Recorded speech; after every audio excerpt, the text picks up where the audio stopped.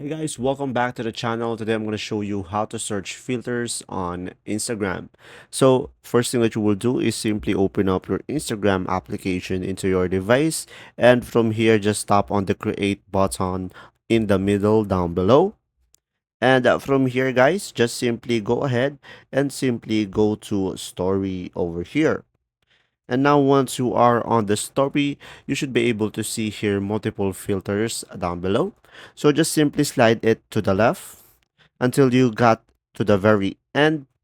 And from here, you should be able to see the magnifying glass that allows you to browse effects. So just simply tap on that.